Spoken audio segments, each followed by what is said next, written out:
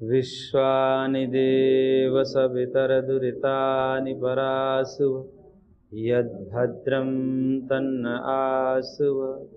ॐ सहना भवतु सहनौ भुनक्तु सह वीर्यं करवावहै तेजस्विनावधीतमस्तु मा विद्विषावहै।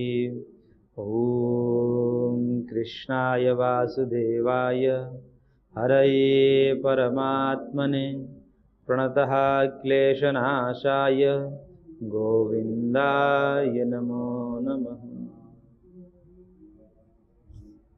ओम श्री परमात्मा नमः। श्रीमद्भगवद्गीतामृतम भक्ति योग नामक 12वें अध्याय पर हम विचार कर रहे थे, जिसमें पूर्णता की तरफ था यह अध्याय। और इसमें भगवान ने कहा कि यो न हृष्यति न द्वेष्टि न सोचति न कांक्षति शुभाशुभ परित्यागी भक्ति मान्य समे प्रिय। श्लोक संख्या 17 कि कौन भक्त मेरे को प्रिय है। उस प्रियतम भक्तों की गुणों का बखान कर रहे हैं भगवान स्वयं के मुखारविंद से। और कहा कि जो न हर्षित होता है सुख को पाकर के, इष्ट को पाकर के न हर्षित होता है, और न ही अनिष्ट को प्राप्त करके जो द्वेष करता है। तो जो न हर्षित होता है और न ही द्वेष को प्राप्त करता है, और न सोचती न कांक्षती, न शोक करता है, न किसी प्रकार के जगत के सुख लालसा आदि करता है, न जगत के सुख की आकांक्षा करता है, और जो शुभ और अशुभ का परित्याग कर चुका है। क्योंकि शुभ अशुभ ये दोनों स्वार्थपूर्वक किए जाते हैं। स्वार्थ का परित्याग यानी कि राग द्वेष का जिसने परित्याग कर दिया तो उसका कर्म निष्काम कर्म होता है, वो न शुभ होता है और न अशुभ होता है। क्योंकि शुभ कर्म भी स्वर्ग प्राप्ति का अनंतर बंधक ही बनता है, बंधन में ही डालता है। इसलिए शुभ और अशुभ दोनों के परित्याग की बात है तो तभी हो सकता है जब राग द्वेष से रहित होकर के कर्म किया जाए। इसलिए वह साधक, वह भक्त राग द्वेष से रहित हो गया है, इसलिए उसका जो कर्म है वह निष्काम कर्म हो जाता है, उसी को दिव्य कर्म कहा जाता है। इस प्रकार से भगवान ने कहा कि भक्ति मान्य है समय प्रिय। ऐसे भक्तिमान, भक्ति से पूर्ण भक्त मेरे को प्रिय, वह मेरा प्रिय है। और भी आगे भगवान कह रहे हैं श्लोक संख्या 18 में, समः शत्रौ च मित्रे च तथा मानपमानयोः शीतोष्ण सुख दुखेषु समः संग विवर्जितः। करें कि समः शत्रौ च मित्रे च, शत्रु और मित्र में जिसका भाव समान हो चुका है, यानी कि शत्रु और मित्र दोनों में समान भाव है। न शत्रु से उसको द्वेष है और न ही मित्र से अतिशय प्रीति है। शत्रु और मित्र दोनों में सम है। शत्रु के बढ़ने पर, शत्रु के सुख की प्राप्ति होने पर वो सुखी होता है, और मित्र के प्राप्ति होने पर जिस प्रकार सुखी होता है वैसे उसमें भी सुखी होता है। तो कोई विकार नहीं होवे, शत्रु और मित्र में समान भाव से व्यवहार जो करने वाला है। शत्रु भले ही उसके प्रति शत्रुता का भाव रखे, परंतु वह भक्त शत्रु के प्रति शत्रु भाव नहीं रखता है, ब्रह्म भाव ही रखता है। इस प्रकार से शत्रु और मित्र में जो सम हो चुका है, और इसी प्रकार से मान और अपमान में ही दोनों सम हो चुका है। मान में भी उसको विकार नहीं होता, अपमान में भी विकार नहीं होता। मान और अपमान दोनों में विकार होता है। मान सम्मान प्राप्त होने पर व्यक्ति हर्षित होता है, हर्ष विकार होता है। अपमान होने पर वो द्वेष करता है, उसको खराब लगता है। तो ये विकारों से जो रहित हो चुका है, मान और अपमान दोनों में सम हो चुका है। प्रारंभ में सम नहीं हुआ जाता है, उसमें विकार आते हैं, मन में हलचल होता है, लेकिन मन में हलचल को रोक देना ये भी एक प्रकार का तप है। वो धीरे धीरे रोकते रोकते इस प्रकार से अभ्यास हो जाएगा कि वह मन में ही नहीं उठेगा। प्रारंभ में मन में उठता है तो मन में उठ करके मन से ही दबा देना पड़ता है, उसको बुद्धि के द्वारा उसको दबा दिया जाता है। उसको शरीर वाणी के स्तर पर नहीं आने दिया जाता है। मन के जो विकार हैं वो मन में ही रहे, और उसको प्रतिपक्ष भावना इत्यादि के द्वारा, ज्ञान के द्वारा, बुद्धि के द्वारा उसको दबा दिया जाता है। तो वह वाणी में नहीं आ पाता और कर्म में नहीं आ पाता। इस प्रकार से प्रारंभ में ऐसा अभ्यास किया जाता है, और बाद में वह अभ्यास करते करते अभ्यास की परिपक्वता में यह हो जाता है कि वह मन में भी विकार आना बंद हो जाता है। तो उस समय की बात है जब मन में विकार आना बंद हो जाए, तब मानना चाहिए कि सम हो गया, नहीं तो सम करने का प्रयास करना चाहिए। तो मान अपमान, शत्रु मित्र, और इसी प्रकार सुख, ये शीत और उष्ण में अत्यधिक शीत हो तो भी नहीं घबरा रहा है, अत्यधिक उष्ण हो तो भी नहीं घबरा रहा है। दोनों को जो सहन कर रहा है, दोनों में जो सम है, सम का मतलब सहन करना है। और इस प्रकार संग विवर्जित, समस्त प्रकार का संग, आसक्ति, राग से विवर्जित है, रहित है, वह भक्त मेरे को अतिशय प्रिय है, भगवान कह रहे हैं। और आगे भी कह रहे हैं, श्लोक संख्या 19, तुल्य निंदा दुर्मौनी संतुष्टो ये न केनचित् अनिकेतः स्थितिर्मतिः भक्ति मान में प्रियो नरः। करें भगवान की तुल्य निंदा स्तुति, जो निंदा और स्तुति दोनों में समान हो, निंदा में भी और स्तुति में भी। कोई स्तुति करे तो भी ज्यादा उसको अंतर नहीं पड़ता, निंदा करे तो भी अंतर नहीं पड़ता। क्यों? क्योंकि अंतर तभी नहीं पड़ेगा जब व्यक्ति अहंकार से रहित होकर कर्म करेगा। मैंने कर्म किया ही नहीं, कोई भी अच्छा कर्म करने पर स्तुति होता है, बुरा कर्म करने पर निंदा होती है। और कई बार अच्छे कर्म करने पर भी बुरे लोग निंदा कर देते हैं, उस तरफ ध्यान नहीं देना है। अच्छाई करते हुए भी स्तुति भी होती है और निंदा भी होती है। तो अच्छे कर्म हम करते हैं तो स्तुति में ज्यादा प्रसन्न भी नहीं होना चाहिए, क्योंकि करवाने वाले तो भगवान ही हैं। और जो निंदा कर रहे हैं, निंदा करने वाला जो पक्ष है, क्योंकि असुर कोटि का है, वो निंदा करेगा, उस निंदा में भी उसको विचलित नहीं होना है, क्योंकि उसमें भी ब्रह्मभाव ही देखना है। तो निंदा करने वाले ही भगवान ही है, उसके माध्यम से करवा रहे हैं ताकि हमें और परिपक्व बनाना है। तो और परिपक्व बनाने की दृष्टि से भगवान ही निंदक के माध्यम से निंदा करते हैं भक्त की, यह भाव रखना चाहिए। क्यों रखते हैं? ताकि वो परिपक्व हो जाए। तो इस दृष्टिकोण से उस निंदक के प्रति भी द्वेष भावना नहीं रखनी चाहिए, यह भगवान का निर्देश। तुल्य निंदा स्तुर मौनी, निंदा और स्तुति में जो तुल्य है और मौन है, मौन का तात्पर्य है काष्ठ मौन से नहीं है कि एकदम बोलना ही नहीं है, जितना आवश्यक है उतना ही बोलना है, उससे अतिरिक्त नहीं बोलना है, व्यर्थ का प्रलाप नहीं करना है, बकबक नहीं करना है, असबद्ध प्रलाप आदि होते हैं वो नहीं करना है, जितना आवश्यक उतना ही बोलना है। ऐसे बोलने से वाणी की गंभीरता भी बनी रहती है, वाणी का प्रभाव भी पड़ता है। और बकबक बोलने से, बिना मतलब का बोलने से, ज्यादा बोलने से वाणी की महत्ता कम हो जाती है, वाणी की गंभीरता गिर जाती है, लोग सुनना बंद कर देते हैं। और जो व्यक्ति कम बोलते हैं, आवश्यकता अनुसार बोलते हैं, जब बोलना है तभी बोलते हैं, जहाँ बोलना है वहां बोलेंगे, जहाँ चुप रहना है वहाँ चुप रहेंगे, इस प्रकार के जो अभ्यास वाले हैं उनकी वाणी को सब सुनने के लिए आतुर रहते हैं और उनकी वाणी प्रभावशाली होती है। इसलिए अपनी वाणी को प्रभावशाली बनाने के लिए भी यह है कि व्यक्ति को आवश्यकता अनुसार बोलनी चाहिए, जितना आवश्यक है उतना ही बोलना चाहिए। तो इसलिए मौन भी रहना चाहिए, उसी को मौन कहा है। और जो संतुष्ट है, जितना प्राप्त हो गया, जैसा भी है, जैसा हमारा शरीर है, जैसा घर परिवार है, जैसे माता पिता हैं, जैसे गुरुजन हैं, जिस प्रकार से धन संपत्ति भगवान के द्वारा प्राप्त है या जो भी कुछ हमें प्राप्त है, उन समस्त प्राप्त वस्तुओं में, प्राप्त संबंधों में संतुष्ट रहता है जो। और अनिकेतः ये न केनचित संतुष्ट है, जिस किसी भी प्रकार से शरीर का निर्वाह हो जाए, गरीबी में जी जाए या अमीरी में हो जाए, अभाव में हो जाए या धन संपत्ति के भाव में हो जाए, भाव हो अभाव हो, सुख हो दुख हो, व्याधि हो निरोगता हो, इन समस्त चीजों में ये न किन प्रकार से चल रहा है, शरीर संतुष्ट है, जीवन चल रहा है, से कोई उलाहना नहीं है किसी प्रकार के, भगवान के द्वारा, भगवान से अथवा किसी भी प्रकार से किसी जन के प्रति, माता पिता के प्रति, समाज के प्रति किसी प्रकार का कोई दोषारोपण नहीं है, कोई उसको उलाहना नहीं है, संतुष्ट है। जैसा भी दिया भगवान ने अच्छा दिया, उससे संतुष्ट रहना चाहिए। और जो इस प्रकार से संतुष्ट रहता है, जिस किसी भी प्रकार से, और फिर कह रहे हैं भगवान अनिकेतः, अनिकेत होकर, निकेत आश्रम को बोलते हैं, घर द्वार को बोलते हैं। और जो अनिकेत हो गया, यानी कि घर में रहते हुए मानो घर में नहीं है, इस प्रकार से आसक्ति का त्याग कर दिया जिसने, यानी घर से राग नहीं है, क्योंकि घर हमने बनाया है, इस प्रकार से राग हो जाता है, ये मेरा घर है। तो घर को देख देख करके, और घर बनाने वाला हर्षित होता है और बार बार अपने पुत्रों को ये दिखाता है कि मैंने बनाया है।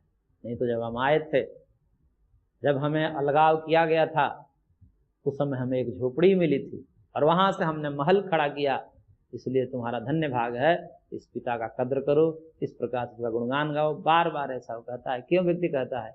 क्योंकि वह अहंकार पूर्वक कर्म किया है, कर्तापने से युक्त होकर कर्म किया है, और वही व्यक्ति जब इस प्रकार से बोलता है, बार बार बोलता है, और फिर बच्चे कदर नहीं करते तो फिर दुखी होता है। वह आसक्ति का त्याग होकर के कर्म करता है और यह सोचकर कर्म करता है कि भगवान के द्वारा ही हो गया, हमने तो सोचा भी नहीं था, हमको पता भी नहीं था क्या करना है क्या नहीं करना है, आगे भविष्य क्या होगा ये कौन जानता है।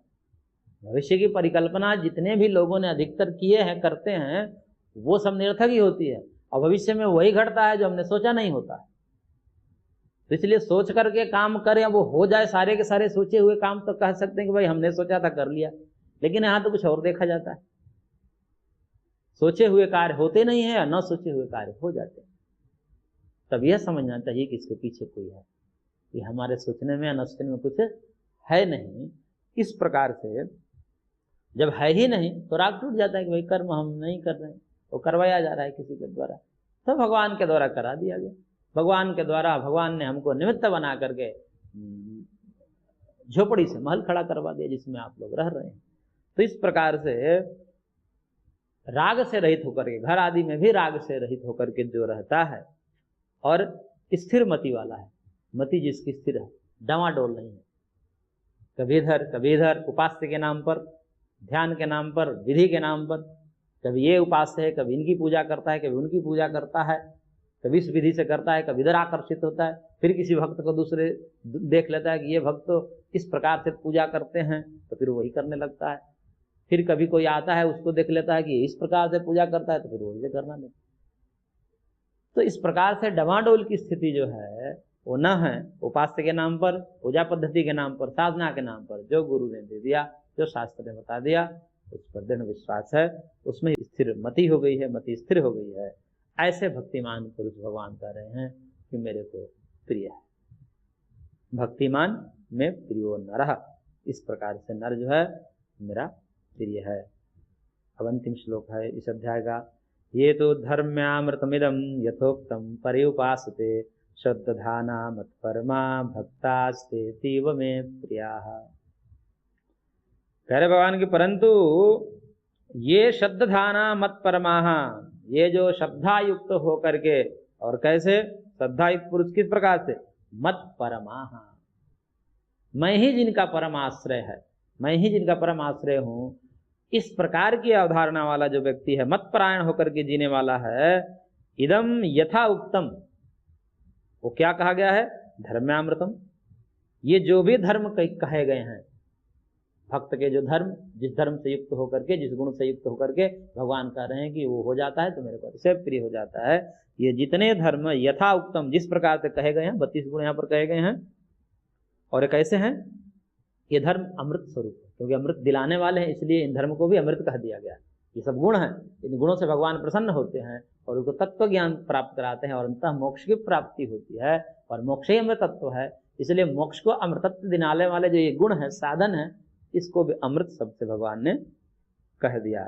तो ये जो धर्म में अमृतम है, ये धर्ममय अमृतमय जो धर्म है, और इसको जो परिउपासते, इसकी उपासना करता है, धारण करता है, ते भक्ता में अतीव प्रिया, वह भक्त मेरे को अतीव प्रिय है। क्योंकि सारे गुण जिसमें हो जाए, एकाध गुण हो जाए तो भी हमारा जीवन चरितार्थ हो जाता है, परंतु करेंगे जिसने सारे गुणों का समन्वय कर लिया, मधुमक्खी की तरह जिन्होंने सारे रसों का संग्रह करके और अपना जीवन जैसे मधुमय बना लिया, मधुरमय जीवन बना लिया, शहदमय अमृतमय जीवन बना लिया, तो कह रहे हैं भगवान की वह भक्त अतीव प्रिय है, मेरा अत्यंत प्रिय है। तो ये 32 के 32 गुण हो जाए तो भगवान कहेंगे वो तो मेरे लिए अतीव प्रिय है।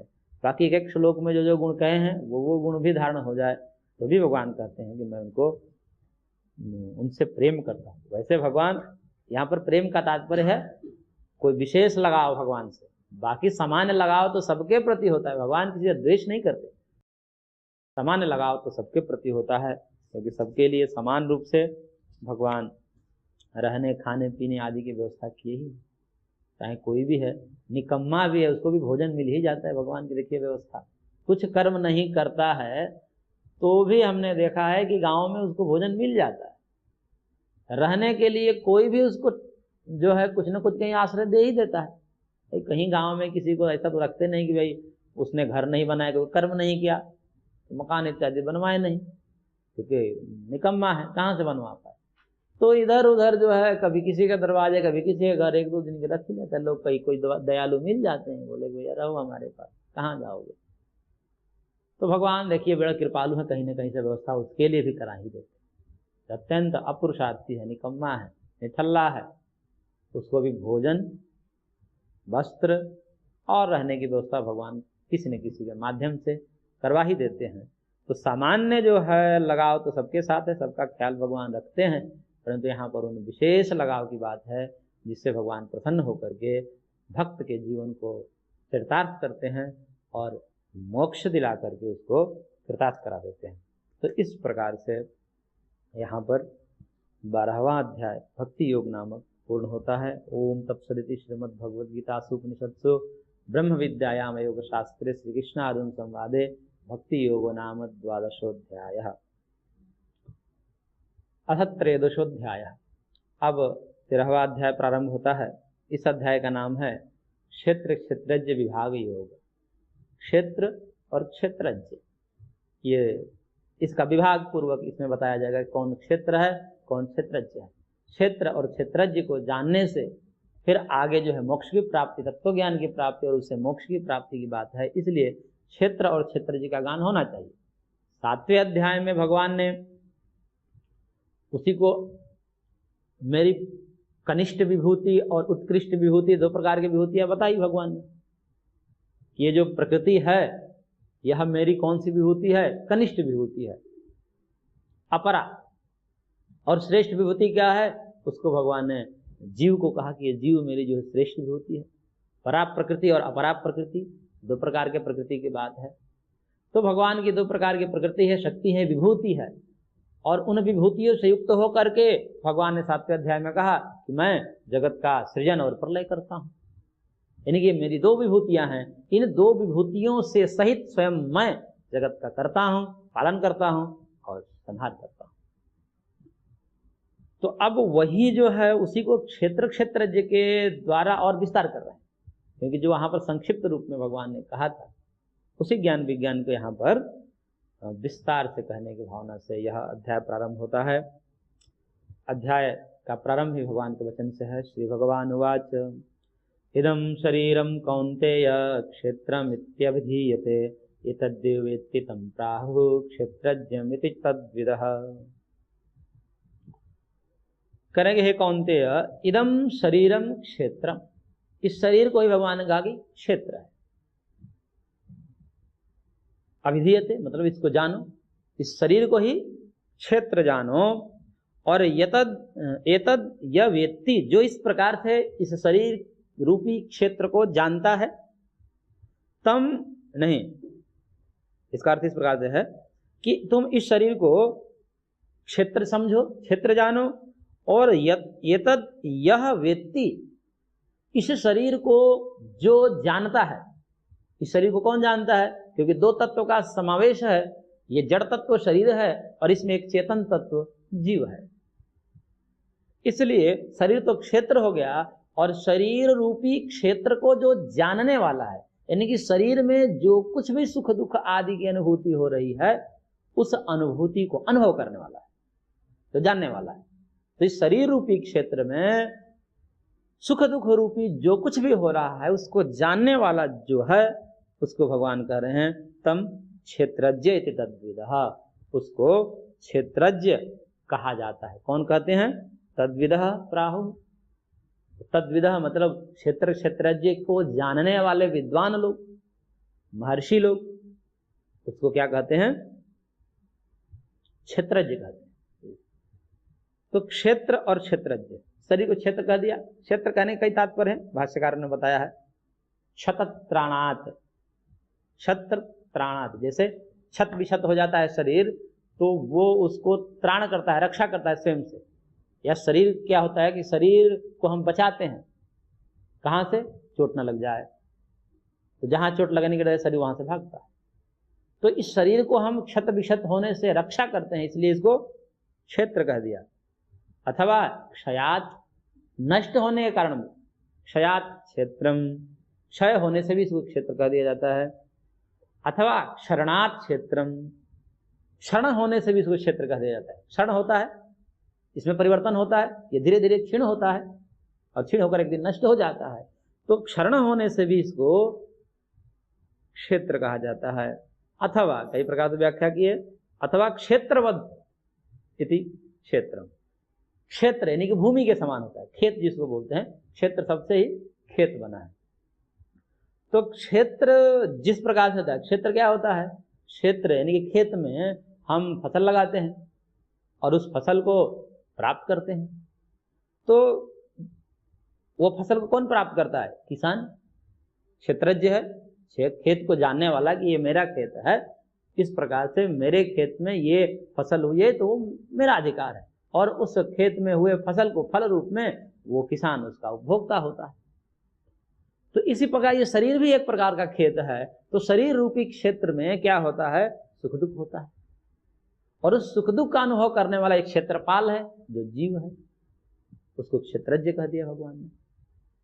तो इसलिए क्षेत्र के सदृश होने के कारण भी इसको क्षेत्र के रूप में कल्पित करके समझाने के लिए कि ताकि समझ जाता है व्यक्ति। इसलिए बार बार ये क्षेत्र शब्द ये वैदिक शब्द है, और वेदों में और सूत्रों में क्षेत्रवत, क्षेत्रिकवत ऐसा करके उदाहरण दिया जाता है। इसका मतलब वैदिक काल जो है वह कृषि काल रहा है, इससे पता चलता है कि बहुत पुरानी परंपरा है और किसान को और खेती को बहुत महत्व दिया जाता है। इसलिए समझाना, आत्मा को भी समझाने के लिए खेत और किसान की बातें आती है। योग दर्शन में भी ततः क्षेत्रिकवत ऐसा करके सूत्र आता है। तो भगवान ने कहा कि शरीर को क्या समझो, क्षेत्र के जैसा समझो, इसको क्षेत्र समझो, और इसमें होने वाले जो सुख दुख आदि है उसको जो जानने वाला है उसको क्षेत्रज्ञ समझो। ऐसा स्वयं भगवान नहीं कहेगा, मैं नहीं कह रहा हूँ, भगवान ऋषि मुनियों विद्वानों को गौरव देने के लिए कह रहे हैं कि तद विदः, उसको जानने वाले, प्राहु ऐसा कहते हैं।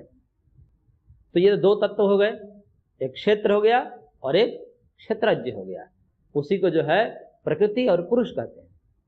शरीर क्या हो गया, प्रकृति का ही विकार है, तो प्रकृति समझिए, और इसमें रहने वाला जो पुरुष है, पुरी शयनादिति पुरुष है, इस शरीर रूपी पुरी में शयन करना उसको पुरुष, मतलब उसी आत्मा और शरीर आदि को अलग अलग शब्दों से कहा जाता है। तो वहीं पीछे कहीं अधिभूत, अधिदैवत इत्यादि शब्दों से कहा गया, वही यहाँ पर क्षेत्र, क्षेत्रज्ञ, कहीं प्रकृति, कहीं पुरुष इत्यादि शब्द प्रयोग किए जाते हैं समझाने के लिए कि जिस प्रकार से शिष्य समझ जाए, शिष्य के मस्तिष्क में वह बात बैठ जाए, तो नाना प्रकार से समझाने वाले आचार्य गुरु कहते हैं। इसलिए यहाँ पर भी भगवान जो गुरु रूप में हैं वह अलग अलग प्रकार से अर्जुन को समझाने का प्रयास कर रहे हैं। तो यह दो तत्व हो गया, प्रकृति और पुरुष, क्षेत्र और क्षेत्रज्ञ, शरीर और जीव। एक तीसरा भी तत्व है, वह ईश्वर है, तो उसके विषय में कह रहे हैं भगवान, क्षेत्रज्ञं चापि मां विद्धि सर्वक्षेत्रेषु भारत, क्षेत्र क्षेत्रज्ञयोर्ज्ञानं यत्तज्ज्ञानं मतं मम। भगवान कह रहे हैं कि मामपि क्षेत्रज्ञं विद्धि, तुम मेरे को भी क्षेत्रज्ञ जानो। और क्यों? क्योंकि सर्व क्षेत्रेषु, समस्त क्षेत्रों में विद्यमान मैं जो हूं, मैं भी क्षेत्रज्ञ ही हूं। क्योंकि जीव तो एक खेत का मालिक है, एक शरीर उसके लिए एक ही है ना, लेकिन भगवान कितने खेत के मालिक हैं? तो कह रहे हैं कि सर्व क्षेत्रेषु भारत, हे भारत, सब क्षेत्रों में मैं निवास करता हूं। जीव तो किसी एक ही क्षेत्र में निवास करता है। जीव का एक व्यक्तिगत शरीर है, उसी शरीर में, उस शरीर में होने वाले जो सुख दुख है उसी को अनुभव करता है, और उसमें भी जो कुछ चल रहा है उसका स्वयं के जिम्मेदार एक ही शरीर के प्रति कारण होता है। लेकिन मैं जो हूँ समस्त क्षेत्रों में, यानी कि जितने खेत वाले हैं उन खेतों के ऊपर मेरा कब्जा है।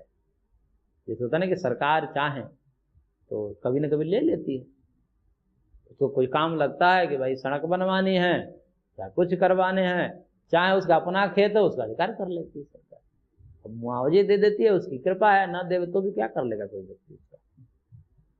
तो सब क्षेत्रों पर उसका अधिकार है। तो एक क्षेत्र हो गया, एक क्षेत्रज्ञ हो गया, और दूसरा एक और क्षेत्रज्ञ है जो समस्त क्षेत्रों में विद्यमान रहता है, जो समस्त शरीरों में विद्यमान रहता है। वो कह रहे हैं भगवान माम विद्धि, मेरे को भी क्षेत्रज्ञ ही समझो। यानी कि ये तीसरा क्षेत्रज्ञ जो हो गया वह ईश्वर भगवान स्वयं कह रहे हैं कि मैं भी क्षेत्रज्ञ ही हूं, क्योंकि सर्व क्षेत्रेषु क्षेत्रज्ञम। कैसा क्षेत्रज्ञ हूं? सब क्षेत्रों को जानने वाला क्षेत्रज्ञ हूं मैं। ऐसा विद्धि, मेरे को जानो। और फिर भगवान करेंगे क्षेत्र क्षेत्रज्ञयोर यत् ज्ञानम तद ज्ञानम मम मतम। कह रहे हैं भगवान की जो क्षेत्र क्षेत्रज्ञ का ज्ञान है ना, वास्तव में मेरे मत में यही ज्ञान है। यानी कहने का मतलब कि ज्ञान के नाम पर ये जो ज्ञान भाई आपको समस्त प्रकार के दुखों से निवृत्त कर सकता है, वो क्षेत्र क्षेत्रज्ञ का ज्ञान ही हो सकता है। उसके अतिरिक्त ज्ञान तो अज्ञान ही है। उन समस्त अज्ञान को, शास्त्र ज्ञान आदि को भी जो है उपनिषदों में तो अज्ञान ही कहा है, ब्रह्म ज्ञान को ही केवल ज्ञान कहा है। और उसी ज्ञान से मुक्ति होगी, ज्ञानान मुक्ति। यानी कि समस्त प्रकार के दुखों की निवृत्ति ब्रह्म ज्ञान से ही संपन्न है, भगवत साक्षात्कार से ही संभव है। इसलिए कह रहे हैं भगवान कि मेरे मत में, मेरा मानना यह है कि क्षेत्र क्षेत्रज्ञ का जिसको ठीक प्रकार से बोध हो गया, पहले तो मस्तिष्क से बोध होना और फिर उसकी अनुभूति हो जाना, वास्तव में यही ज्ञान है, बाकी सब तो अज्ञान है। तो क्षेत्र क्षेत्रज्ञ ज्ञानम यद ज्ञानम तद ज्ञानम, जो क्षेत्र क्षेत्र का ज्ञान है वही वास्तव में ज्ञान है, बाकी सब मिथ्या ही, अज्ञान ही है।